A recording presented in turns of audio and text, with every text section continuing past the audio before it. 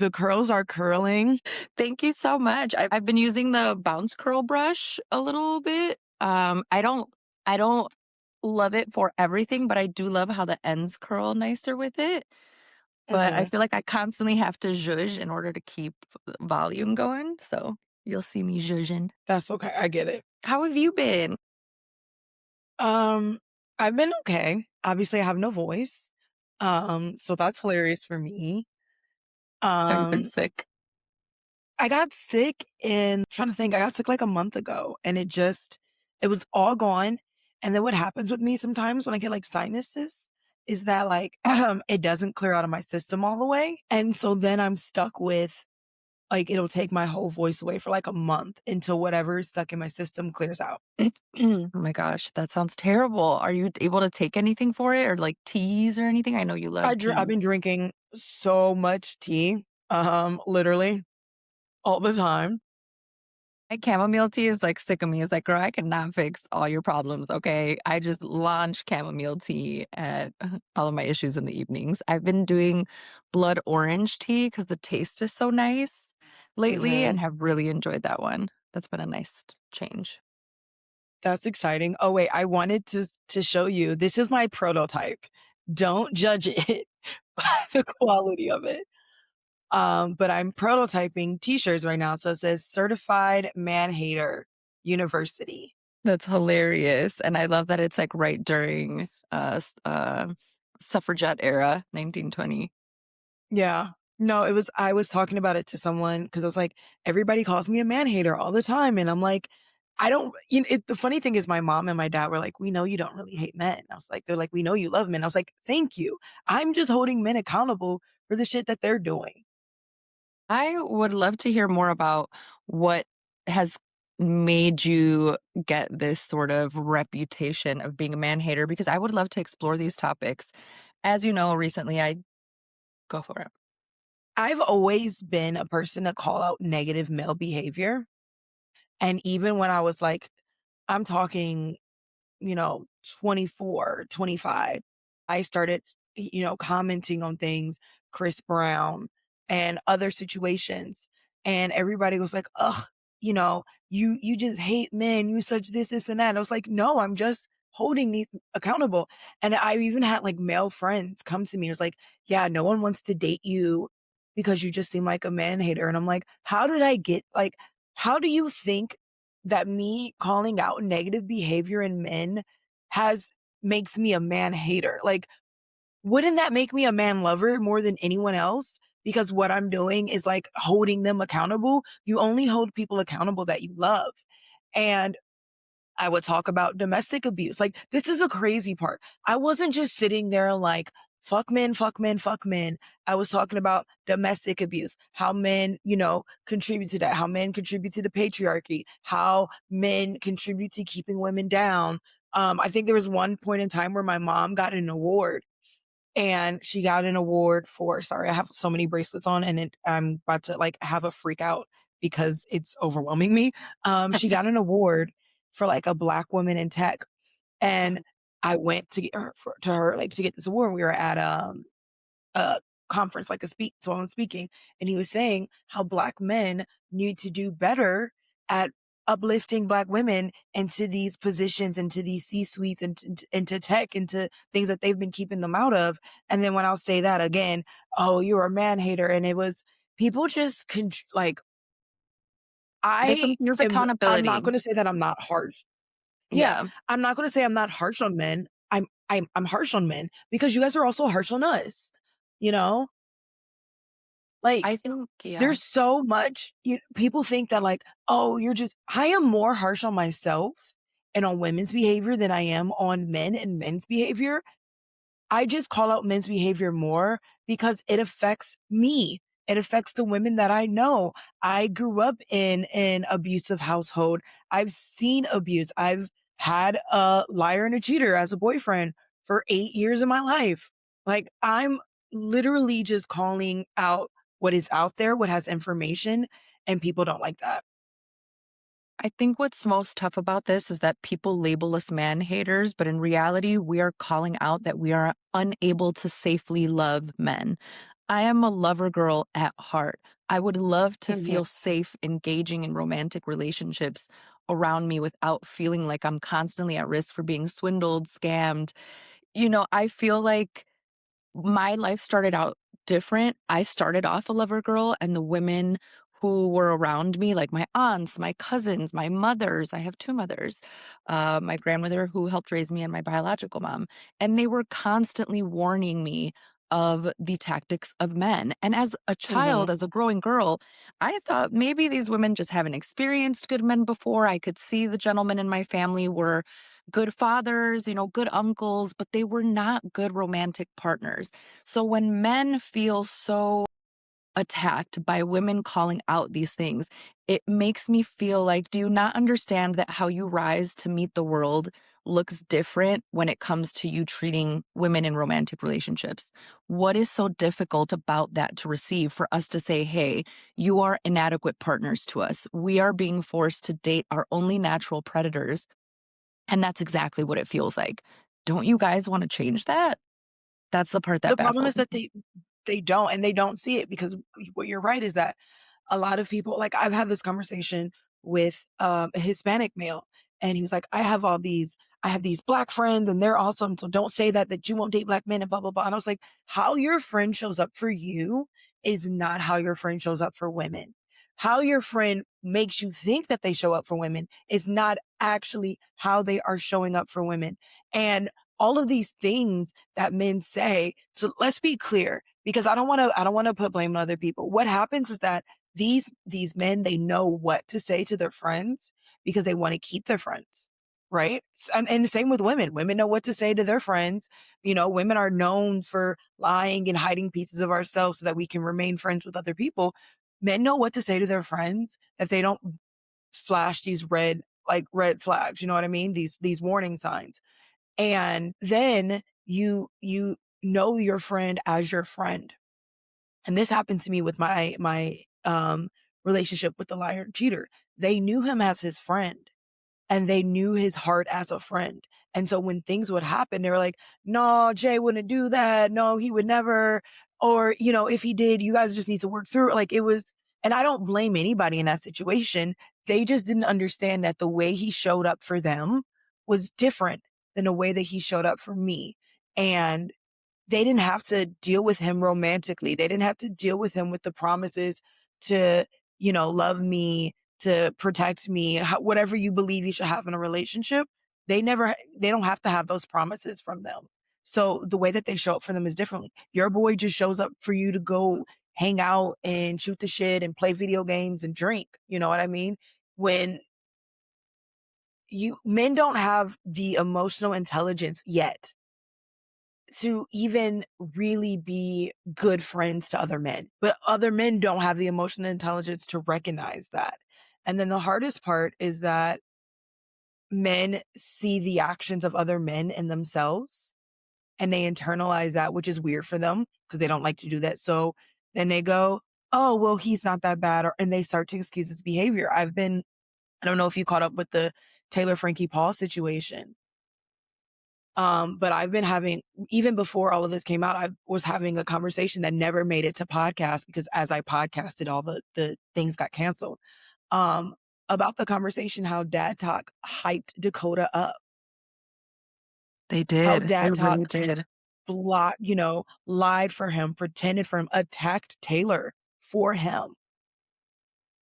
And that's the issue. The issue is, instead of looking at, like, no one looked at Dakota and was like, you're a fuck, get your shit together. Although people looked at Taylor like that, Taylor's friends held her accountable. You know what I mean?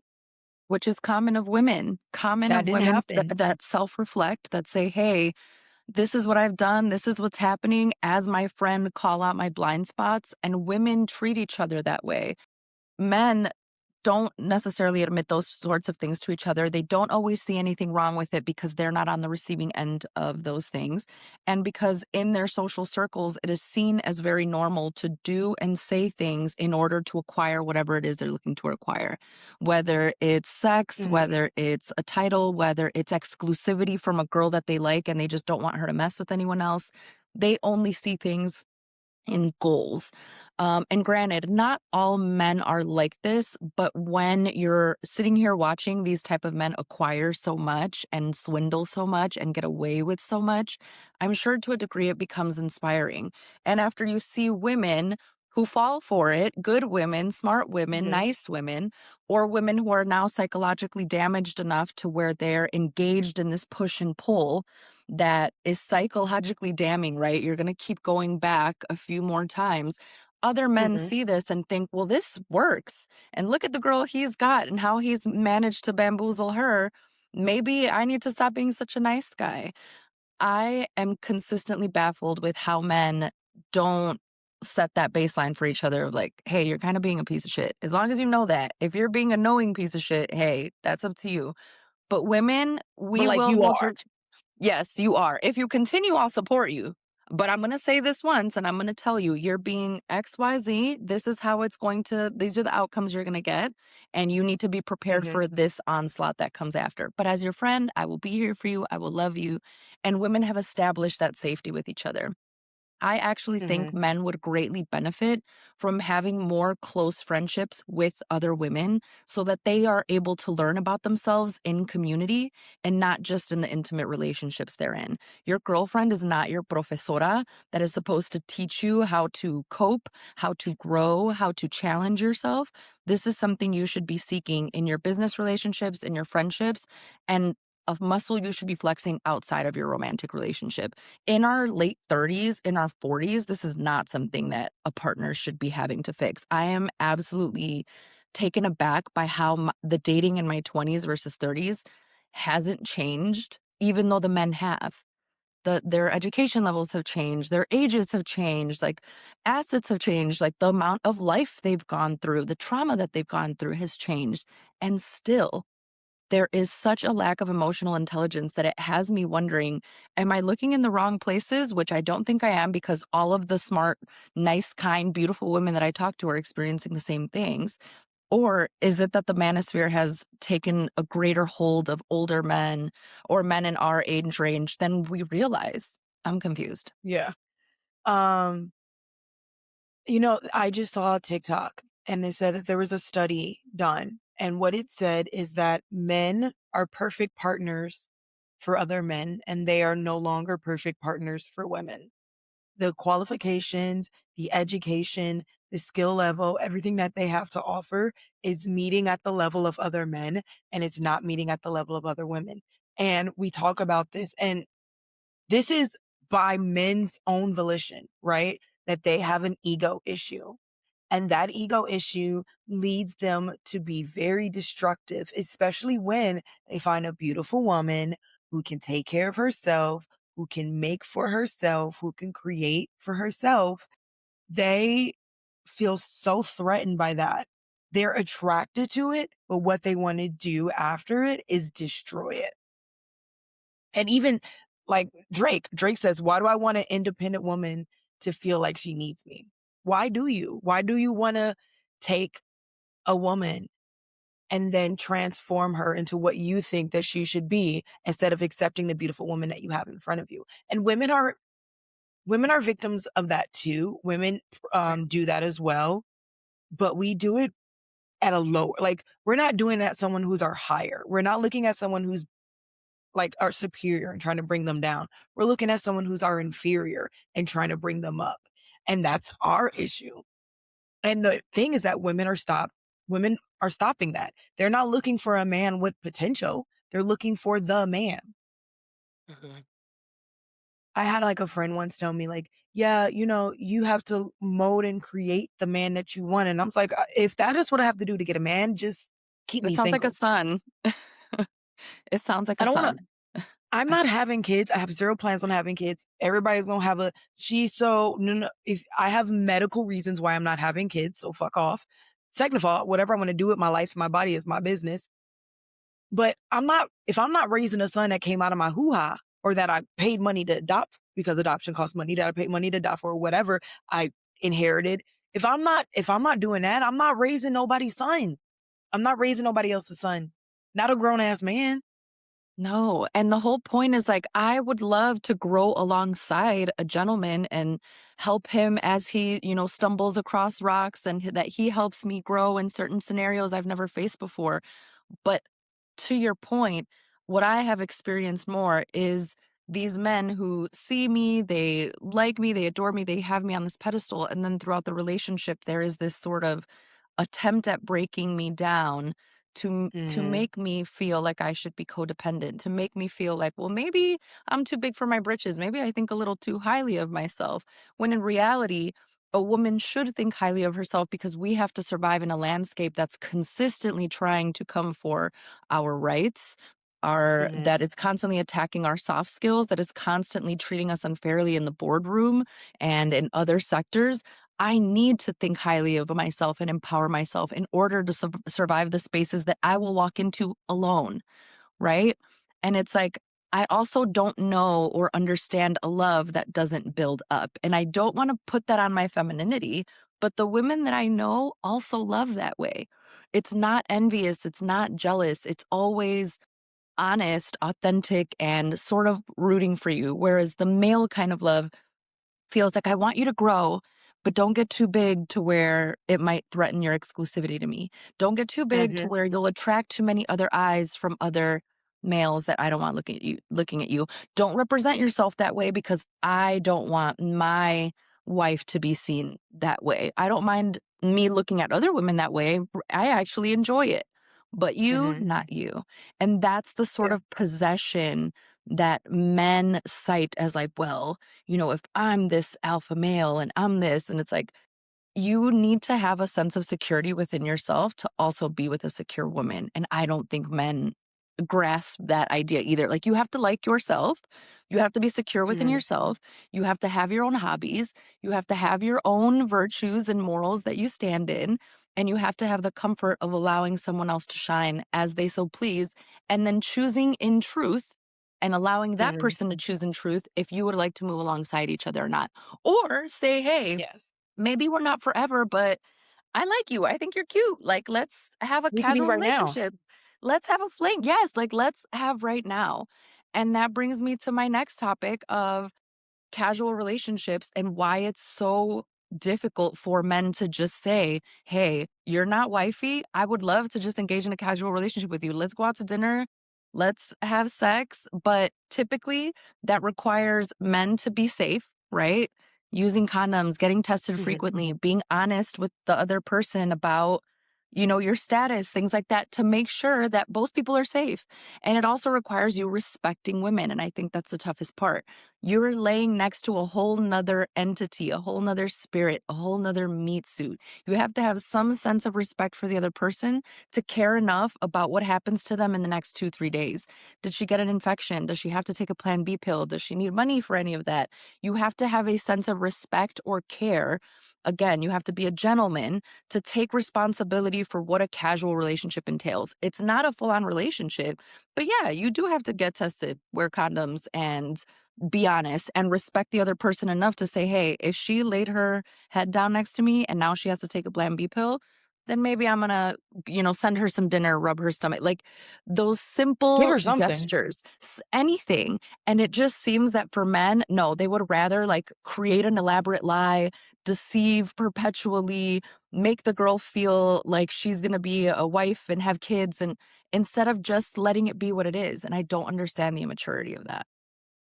Yeah. All right. We are going to get into that. We're going to get into more of how we got to this topic in general, but we're going to roll our little podcast intro real quick and then be right back.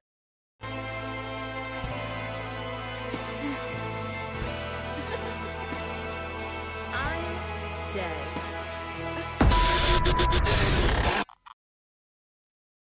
Quick pause, because if you love dark stories that don't flinch, Olympic War isn't a soft love story. It's violent, it's chosen, and it costs everything. Through war, betrayal, and survival, Moonstone fights for devotion that refuses to die. This is a Black, multicultural dystopian series about power, sacrifice, and what rises from the ashes. Olympic War and Phoenix War. Read them wherever books are sold. So, quick question. Have you ever opened your to do list, looked it dead in the face, and then immediately decided that reorganizing your desktop, deep diving on YouTube, or starting a completely unrelated side quest was actually the better life choice? Yeah, same. And that's exactly why this week on Basically Unbothered, we're talking about something that doesn't yell at you to wake up at 5 a.m. or just be more disciplined like some productivity drill sergeant. We're talking about A Pinch of Productivity, the secret sauce for motivation by Don Turner. Because instead of shaming you into being productive, it gives you the pinch framework: pressure, interest, novelty, challenge, and humor. Translation: you're not lazy, your brain is just bored. This is about learning how to work with your brain instead of fighting it so you can actually finish the things you keep putting off without turning your life into a boot camp montage. So if your motivation bar has been sitting at low HP for a little too long, go check out A Pinch of Productivity wherever books are sold. And maybe, just maybe, we'll finally finish one task before starting five new ones. All right. Hello, hello, hello. Welcome back to another episode of Basically Unbothered. We're joined by JoJo again. If you guys didn't remember her, we had an episode, I think it was in January. Mm-hmm. Or February, Yeah. early February. Yeah. And it was fantastic. And we immediately knew that we had to do it again because there were things that we wanted to talk about that were growing and building and were uncertain. And so we wanted to give that the time and the space. And I also, you and I talked about giving you kind of the time and the space to be ready to, share your story and everything. And I think that's so important. Again, to tie in like the Taylor Frankie Paul situation, and everybody wants answers for her. And her statement is, I will share my story, but I'm going to share it in the time and the place when I'm ready. I'm not going to do it on some man's timeline. And it's unfortunate that these stories even have to be told. It's unfortunate that these things happen. And it's unfortunate that this is the world that we lived in a world where people are like, protect women. And that's clearly not the case. So we're going to have a real life discussion about it.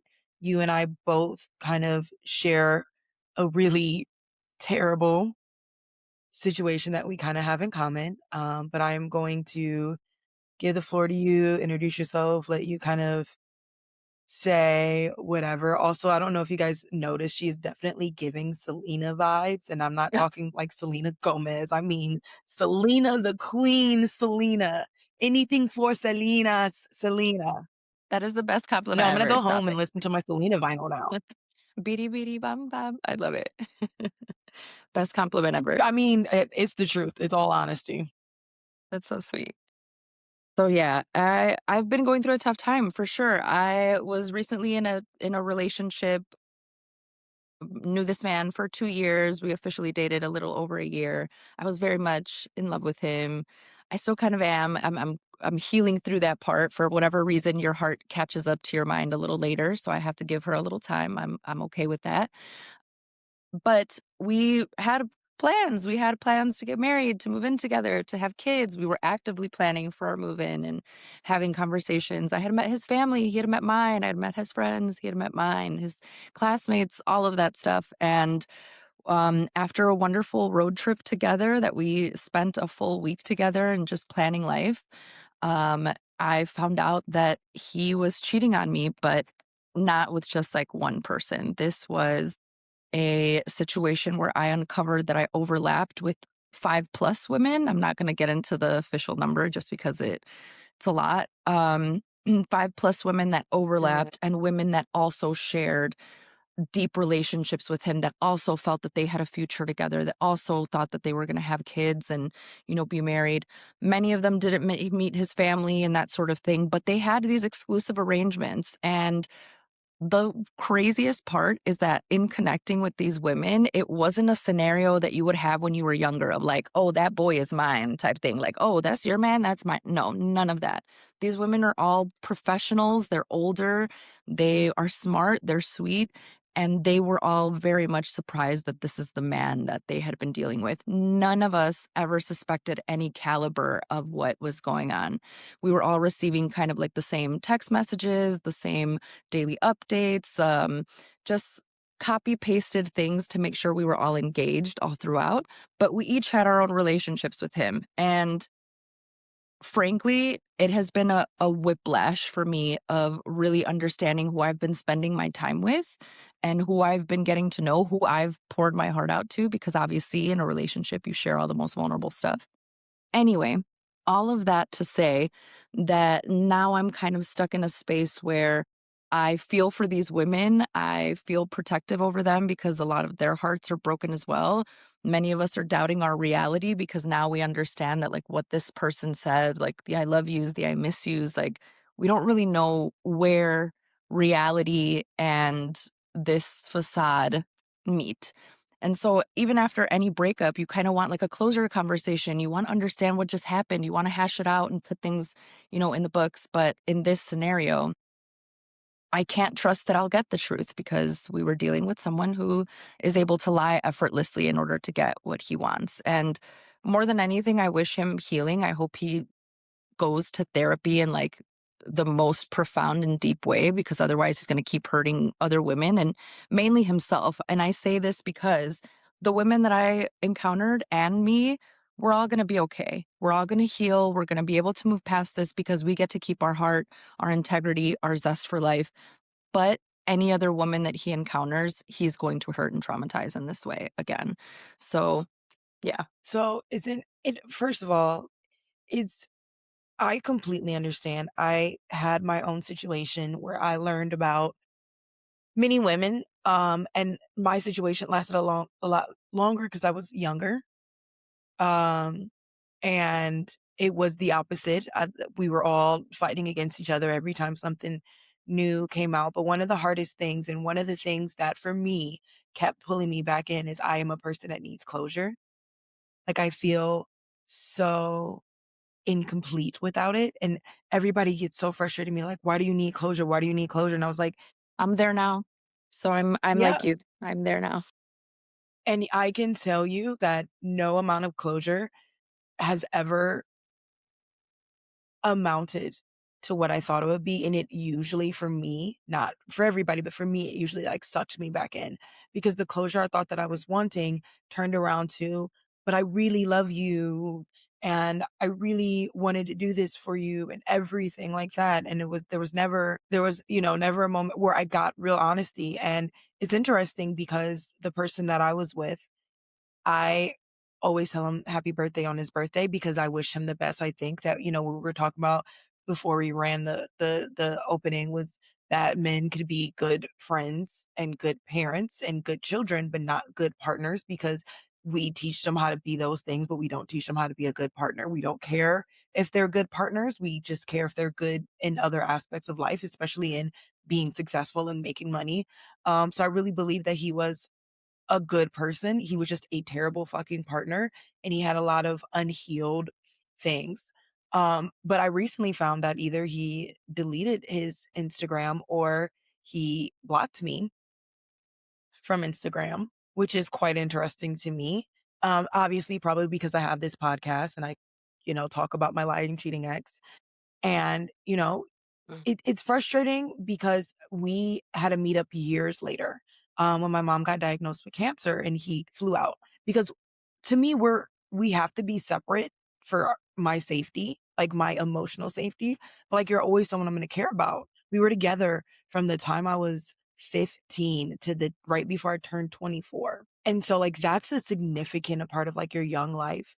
And when he came and we met up as he came down, because I was so distraught about my mom. And I'm so grateful and I'm so thankful. And like, I want to highlight that. That is why I'm saying he is a good friend. But when it came to him taking accountability, which is maybe why he doesn't follow me, or, I don't know the whole thing or whatever. I do know that he still has people that maybe not him, but there are still people that know him that stalk my social media, that report back to him, which I just think is fucking crazy because it's been over 8 years since the last situation happened.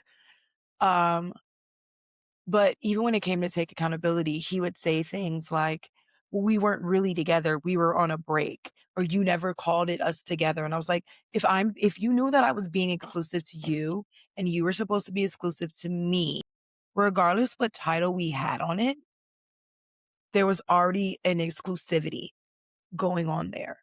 So you trying to, it's the Friends episode, we were on a break.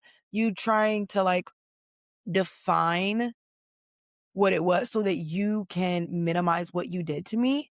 Cause then he said, I didn't cheat. I didn't cheat. So then I looked at him and I was like, you know what? Okay. You didn't cheat, but you sure as hell lied. Like if you want to play this game, you didn't cheat, but you sure as hell lied. And the fact that you think that that's any better, that you lied to someone that you loved, that we were attempting actively to have children, that you were getting ready to propose to me, that you have technically proposed to me many times without a ring. Like if you were going to lie to someone like that, there's just like, there is no understanding. And, for the people who are out there, like I'm going to cry because the situation was so much, but also because I think about like how like messed up his mind must have been. A sane a sane, mentally healthy person does not go out and date several women and lie to them. That just doesn't happen. You are so right. One of the things that came up for me that I'm actively experiencing now is that push and pull when someone that you love comes back for you and they Yeah. see that you are about to leave and they start to panic. They start to give the kicks of a drowning man. They're begging, they're crying, they're saying all of the things that tug at your heartstrings, all of the memories that you hold dear, they evoke all of the yearning because you're now spending time apart from someone Mhm. that loves you. And remember, your head and your heart don't catch up at the same time, right? So Mhm. your heart will still yearn even though the person that is most dangerous for you is the one that's hurting you, your heart will still like yearn for them. And people who have done this song and dance before, perpetrators who have done this song and dance before know that. I am Mhm. fortunate that I'm able to leave in the first instance of him doing this to me, but a part of that comes at the expense of the women that have come before me that I have found. None of them were able to leave the first time around when, let's say they had a fight, maybe someone found a hair in his apartment or a hair tie. When that happens, a person who is down to lie to you, a person who maybe exhibits narcissistic tendencies, they are Mhm. able to flip that argument around on you. They're able to victimize themselves. Mhm. They're able to say, I've been going through such a hard time. And, the death of my insert family member here, or I'm depressed, or I'm this, and I'm just looking for like, they will make it so that you feel for them. And so that the nurturing side of you that adores this person now it abandons yourself. Now you abandon your own needs to tend to the wounds of this person. And because you love them so much, because you yearn for them so much, it becomes hard to watch the person that you love suffer in front of you, beg for you, cry for you, right? But these women described this performance at length and said, this is how I stayed over the course of this many years. This is how we broke up for this many months. But then I got roped back in, because of a really nice Christmas present, a beautiful letter, a gesture that you would think is authentic, that you would think who would go to all this trouble, right? Mhm. Or, they're great with their words and you're like, no, who could make this up? You can't make this up, right? So I definitely It's think there's a lesson here for our younger sisters of read. I have been reading a lot of psychology around narcissists, around sociopaths, because there's also a semblance of like, you don't feel enough empathy for me. If you're able to enact all of these things against me, you're not feeling empathy, where I wouldn't even touch you with the petal of a flower. So that tells me that our empathy levels are different. How am I Mhm. able to navigate this mind fuck without understanding that? So for my little sisters that feel like they are in a cycle of like, I want to leave, I know this isn't good for me, but I can't get out, my heart can't leave yet, I'm not done.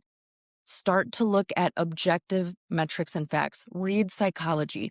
Don't, don't let your friends or your family make you feel bad or ashamed. Don't let the world make you feel stupid because you haven't left. There are actual psychological ties at play here that you Mhm. don't have control over. You're not stupid. You're not dumb. You are in a cycle. You're in a loop, but that pattern can be broken and it will if you start to take control of it. But it's going to happen slowly. It's going to happen slowly and it's going to take some rewiring of your brain. So I want that message out there to any woman in a situation where they feel like they're in love, but they know that they need to go in order to pursue their higher selves. Yeah. I, I wish that I had someone who could have given me that knowledge when I was going through it. There's also, especially when you're younger, there's also an instance of these men doing it to women who they know are extremely vulnerable. Um, and they don't even, and I want to say no, as in when you hear no, you think that they're like actively plotting and planning for this. And sometimes it's not like an active cognitive plot and plan, but what it is there's this unconscious feeling that they have that they can recognize something in you. And it's, we all are able to read energy, some to a bigger sense, some to lesser extent. Most of us don't even understand that we can. But what happens is that they are able to see sometimes this lacking in someone, especially when you're young, then they try to fill that lacking. Even when I left my situation and I didn't leave the first instance, I'm trying to, let me go back. I met him, um, December 31st at a lock-in at a skating rink. Had just turned 15 years old. I had just broke up with my boyfriend and had no business being with in the first place. And at that point, I was like a breakup to go to another relationship kind of person. Um, and I remember I was super self-conscious. I was really skinny. I've been made fun of it about my whole life. I go to this event and I'm looking at this cute guy with pretty eyes. I was always a sucker for pretty eyes, light skin, pretty eyes, Sounds Data like trouble. Devils. It's immediately trouble.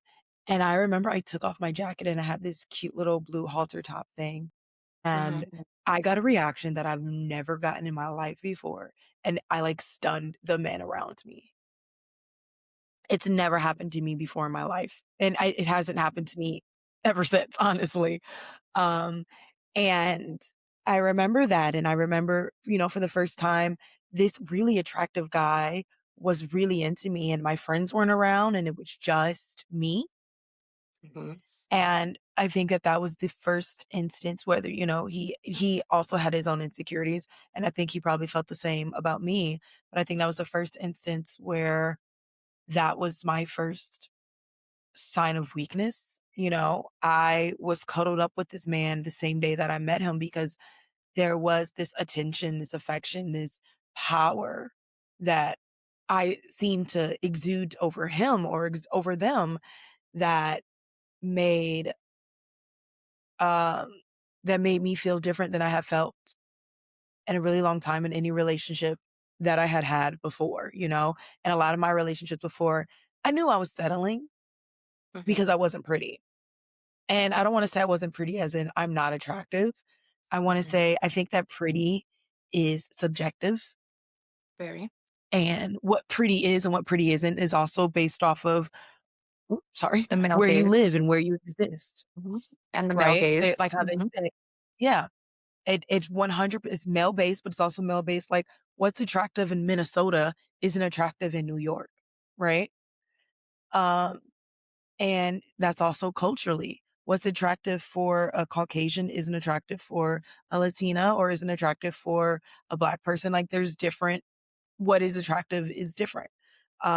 And so, to me, that was like the first instance of like, oh, I'm, Desirable. I'm, I'm desired. yeah, I'm desirable. And at 15 years old, after spending your whole life being told by your friends, by the men that you were around, and remember, 15, you're very vulnerable at that time, that you're not pretty, that you're too skinny, that you'd be, even by adults, that you'd be prettier if you had put on some more weight, for someone to just look at me. And I think that that is one of the biggest holds that he had on me all the way up until the end, is that he, and at one point in time, loved, for sure, because at one point in time in my situation, there weren't anyone else.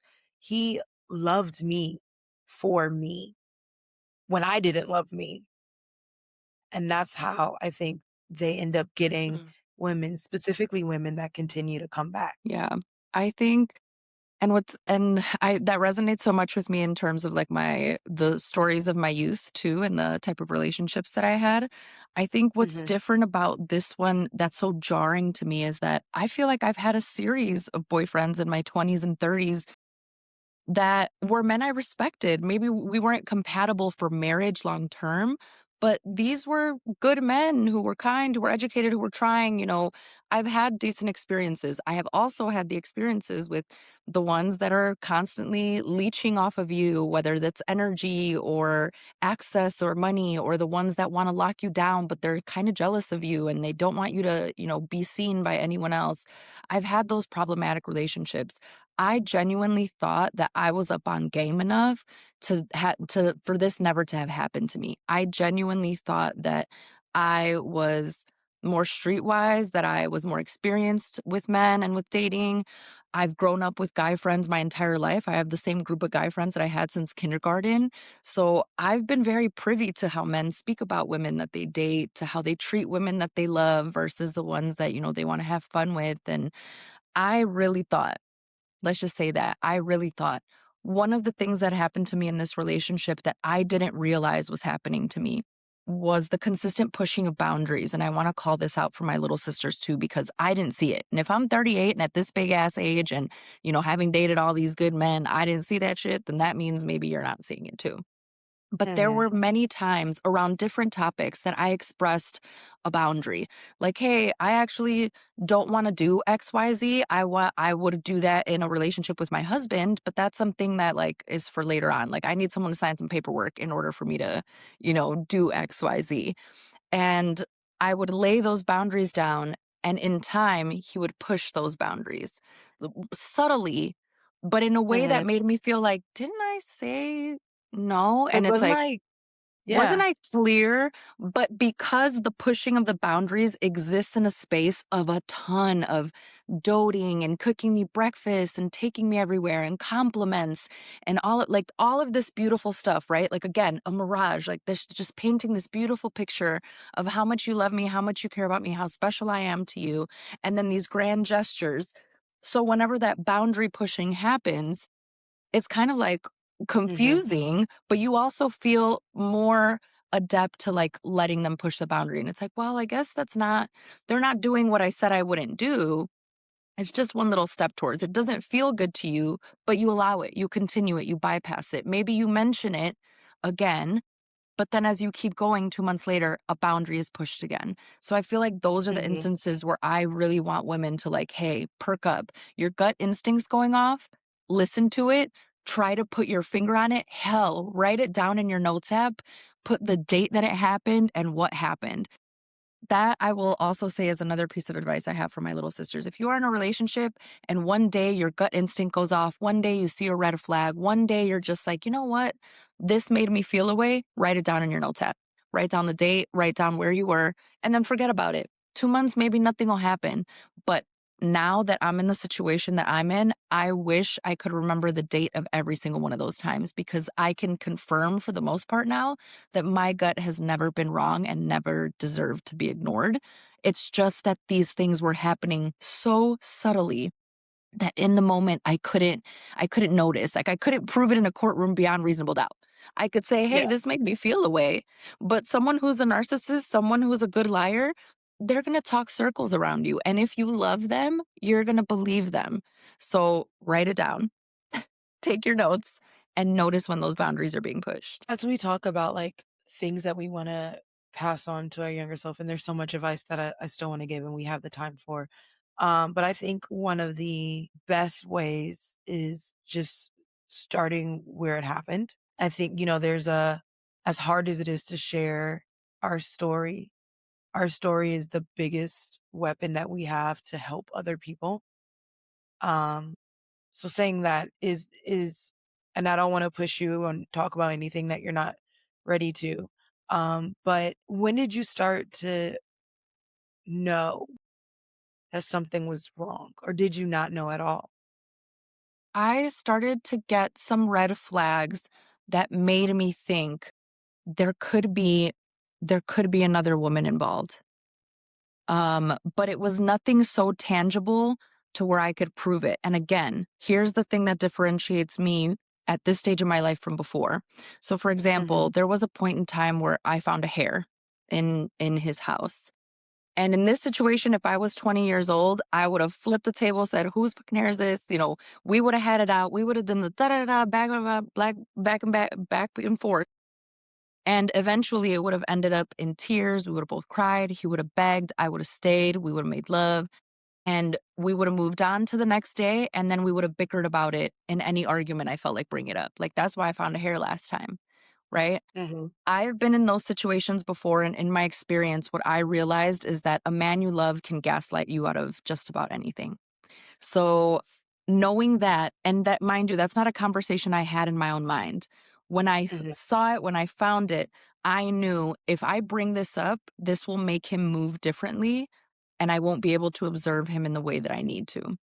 And I know that's messed up. And I know people are going to be like, just leave. Why don't you just leave, bitch? You wouldn't leave. Shut up. Like, stop. You no, If let you're me if you're in a situation with a man you love, with a woman you love, and you're like, nope, this is it, I'm leaving. You're being unrealistic. You're like, stop giving out advice you yourself wouldn't take. let Yes. me be the example that one day I'll write a book about it. I'm not there yet. But let me be the example, and you can call me stupid, and I call myself stupid for it all the time because a part of me was. But let me be the example. No, bitch, you wouldn't leave. And I'm gonna say this, and then I'm gonna let you get back to it.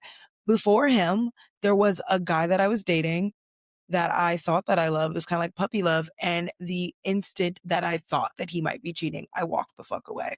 And then a couple relationships later, I got into this and couldn't leave to save my life, you know? And that's because there are psychological tactics being enacted on you with this push and pull that already have you used to some sort of boundary pushing, or this person has already practiced lying to you. This person already knows all the ways in which you're a broken bird and all the insecurities you have and how to speak to them.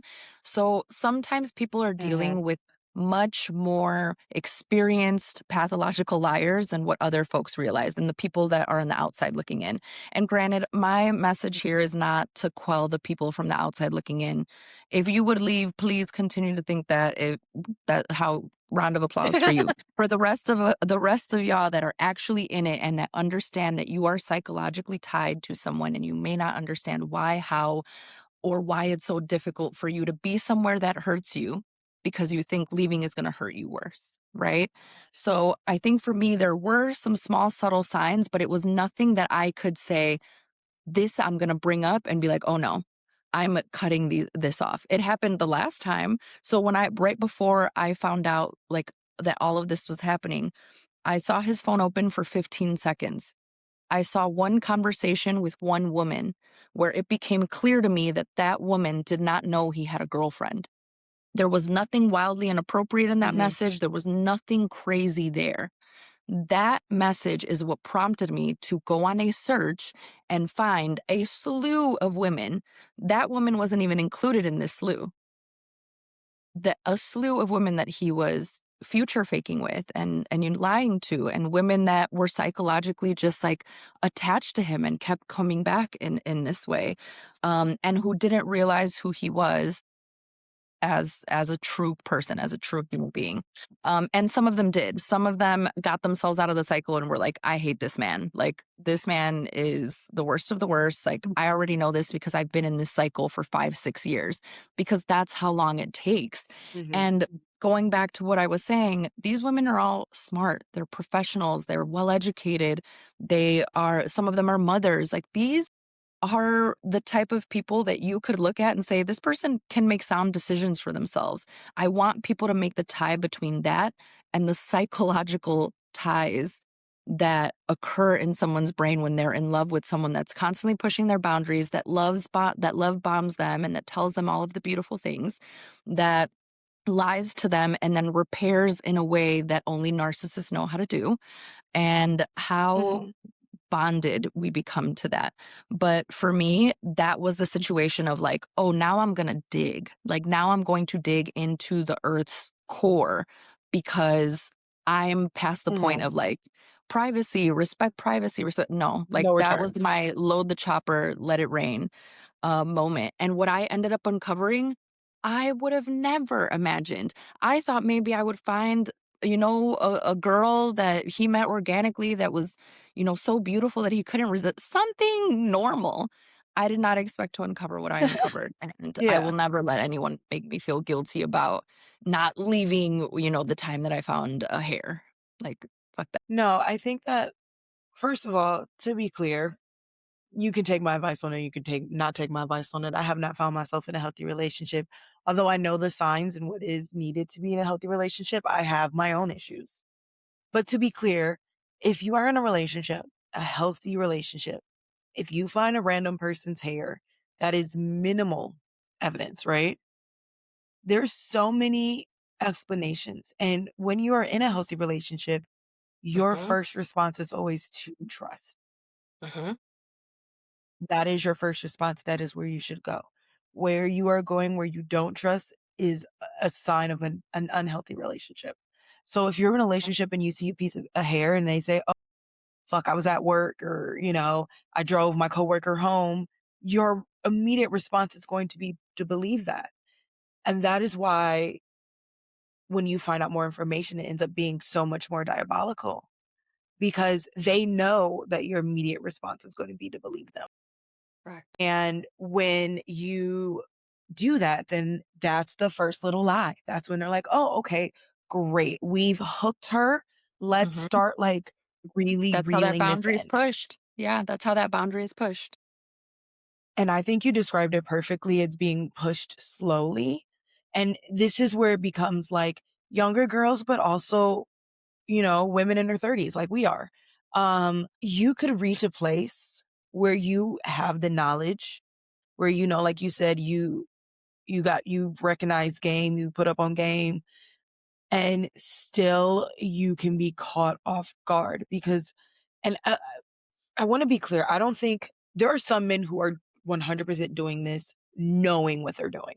There are men who do this knowing that they're using psychological trauma. There are other men who don't understand that what they're doing is psychological trauma because, as we talked in the beginning of this episode, they were raised to treat and whatever a woman a certain way. Which is where it's harder because they truly don't understand and or recognize it in themselves. That is not an excuse of them. That does not mean that you shouldn't dog these hoes.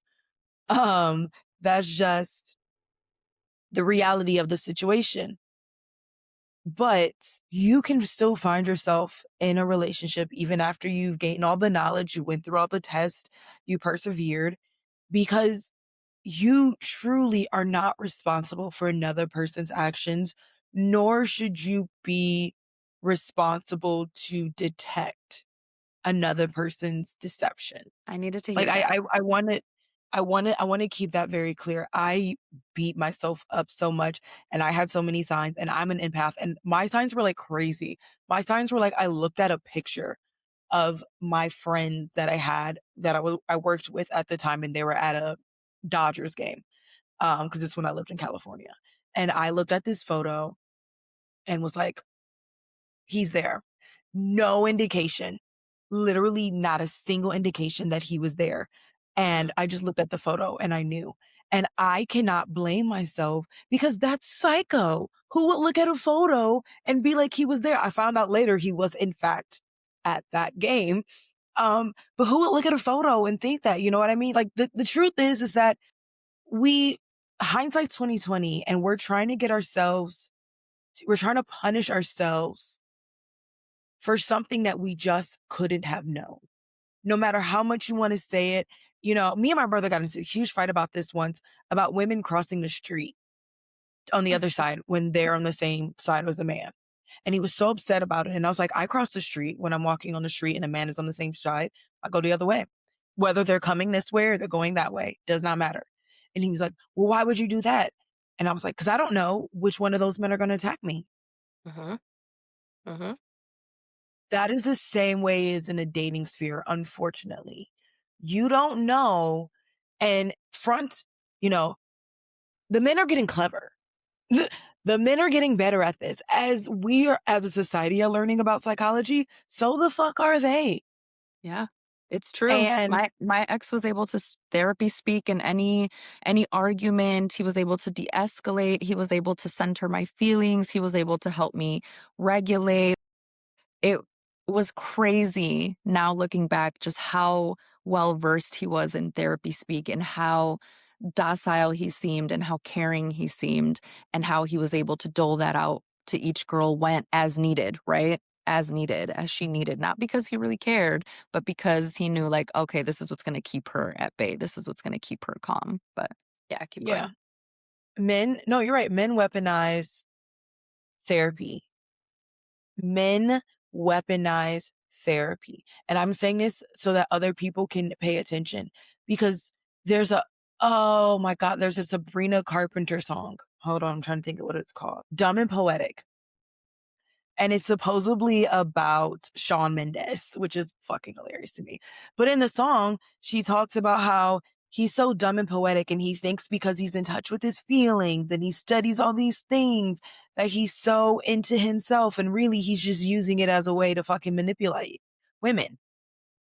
And that's the hard part. And this is where we talk about like narcissism. A personality disorder is extremely hard to treat in behavioral therapy, in talk therapy, in psychoanalysis. I don't know. There might be other treatments that may be more beneficial, but we're just talking about the typical form of therapy that most people think of when they hear it.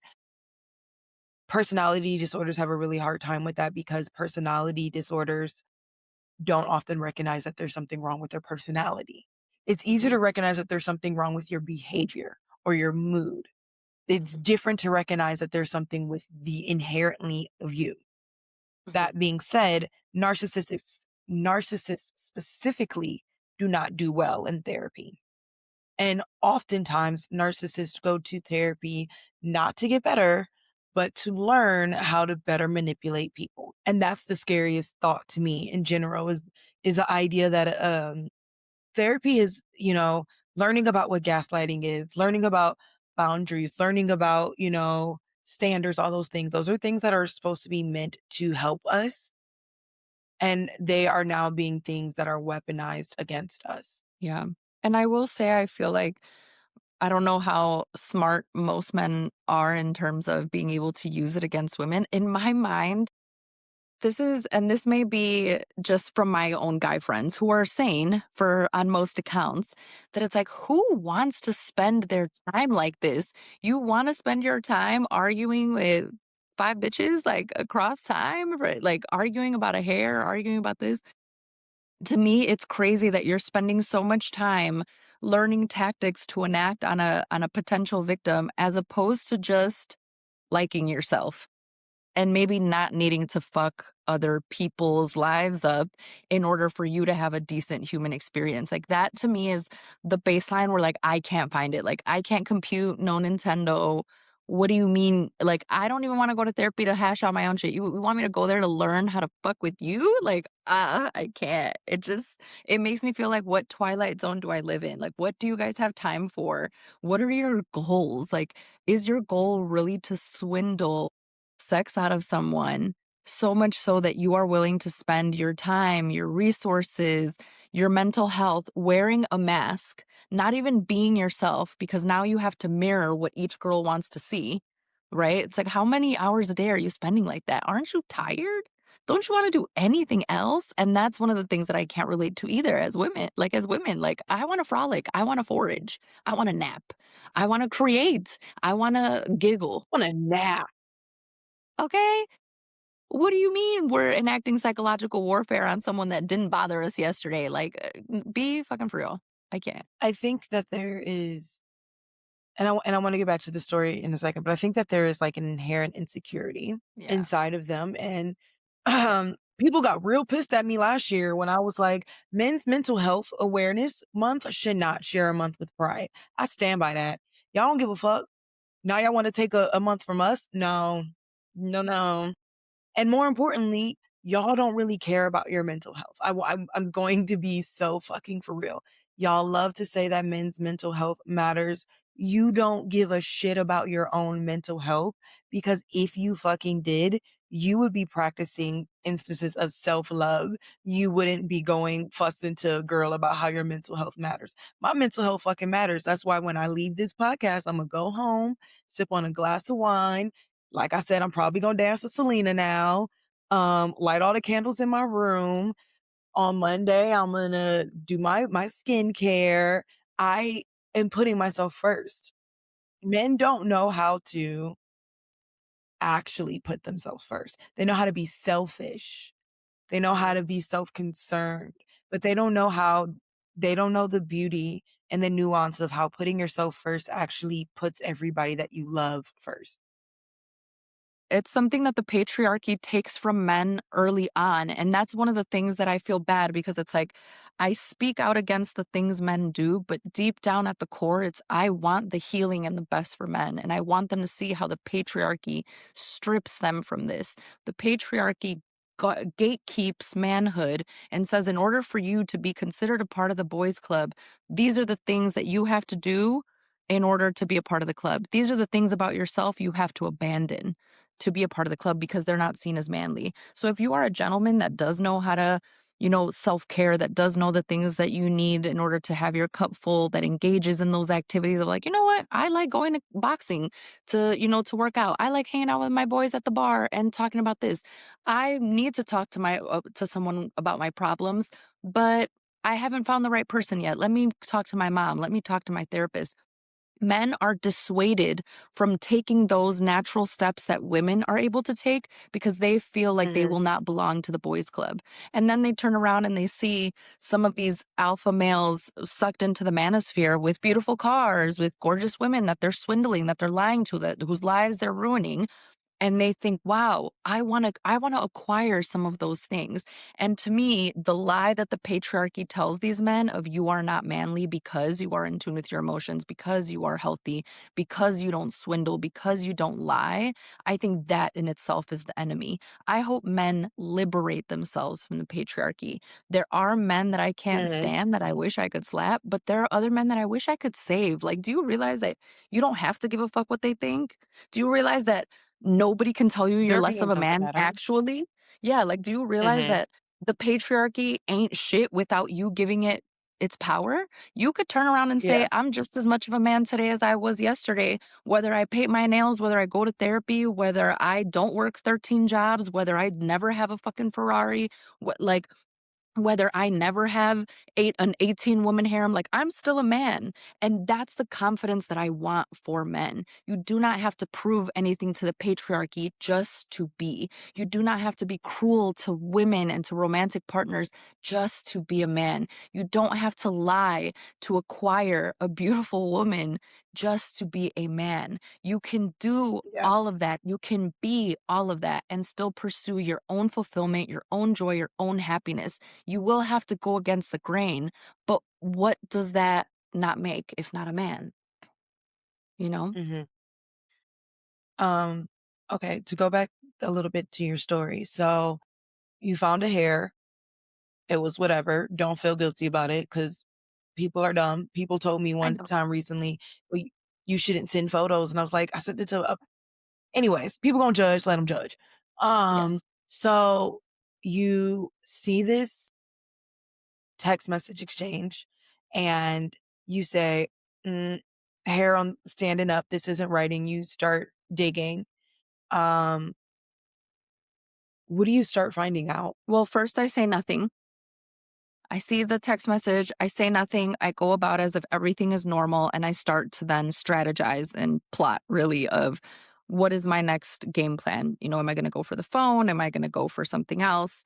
And I ended up Mhm. turning to online communities of women who you can check with to say like, hey, does this man belong to anyone? And I went Oh my that gosh, I route. love those. They're the pictures and they're like, anybody, before I commit to this man, anybody dating him.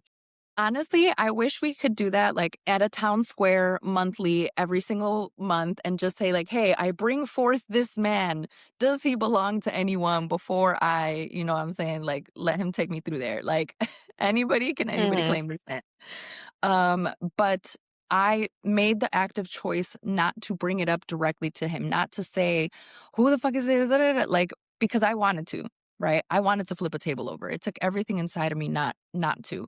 But I didn't want him to Mhm. cover anything up. And I didn't want him alerted to the fact that I was alerted because I needed everything to stay as it was. I needed all the information accessible to me. Once I was able to connect with that community of women, the things that I started uncovering there were that he was still active on Bumble, that there were women who had connected with him on Bumble, that their spidey senses went off and they were able to cut ties with him and they shared their stories, as well as other women who have dealt with him in his past, you know, as early as like 2020. Through 2023. And they said that this instance happened to them where they were super in love. They were in a committed relationship. They had maybe had like this toxic cycle of being back and forth, but, you know, according to the Mhm. women, they were very much in love. And they ended up uncovering, you know, that he had many girlfriends and that, or exclusive friends with benefits relationships. So I found that group of past women first. And when they told me about these patterns, they were telling me about a man that I didn't recognize. They were telling me about a man that I had never met. They were telling me about a man who I never thought would behave this way with women.